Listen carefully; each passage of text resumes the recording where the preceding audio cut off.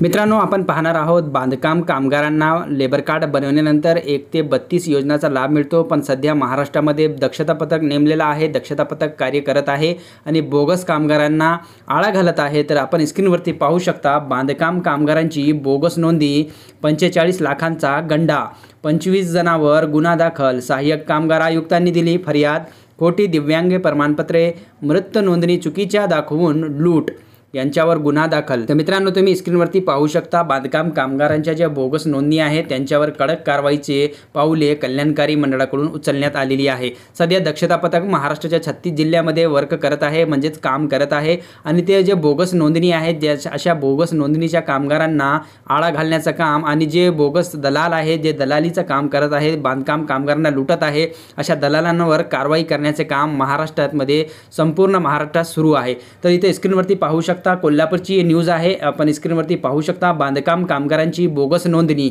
45 लाखांचा गंडा, 25 जणांवर गुन्हा दाखल, सहाय्यक कामगार आयुक्तांनी फरियाद दिली, खोटी दिव्यांग प्रमाणपत्र, मृत नोंदणीची चुकीच्या दाखवून यांच्यावर कारवाईचा गुन्हा दाखल करा किंवा कारवाईचा गुन्हा दाखल झालेला आहे आणि यांच्यावर कडक कारवाई करण्याचे निर्देश कल्याणकारी मंडळाकडून आणि कामगार मंत्री ॲडव्होकेट आकाशजी फुंडकर यांच्याकडून देण्यात आलेले आहे।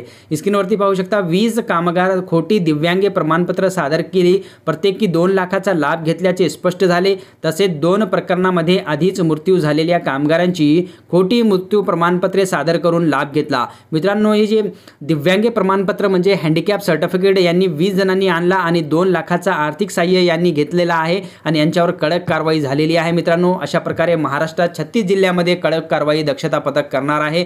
जर जे बोगस कामगार असतील, जे बोगस प्रमाणपत्राच्या आधारे क्लेमचा फॉर्म भरला असतील आणि योजनाचा लाभ घेतला असेल, तर अशा बांधकाम कामगारावर, अशा दलालांवर कडक कारवाई सुरू झालेली आहे। मित्रांनो, स्क्रीनवरती पाहू शकता, 31 जुलै 2025 ची हे न्यूज आहे आणि या लोकमत पेपरमध्ये बातमी आलेली आहे, आपण स्क्रीनवरती पाहू शकता।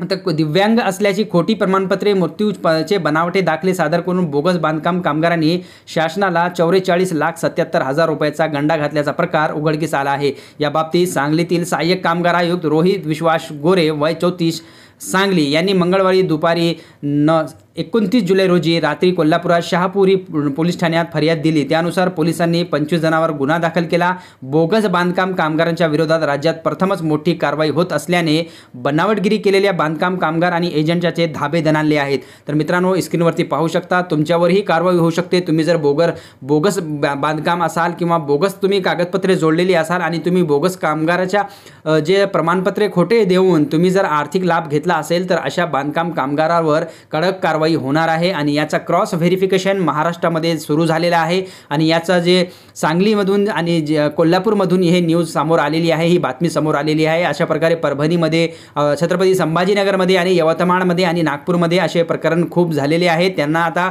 दक्षता पथक प्रगतीपथावर आहे आणि ते काम करत आहे। अशा बोगस कामगारांना, बोगस योजनांचा लाभ घेतलेले असतील त्यांच्यावर कडक कारवाई सुरू झालेली आहे। मित्रांनो, ही होती आजची अपडेट, कशी वाटली नक्कीच कळवा।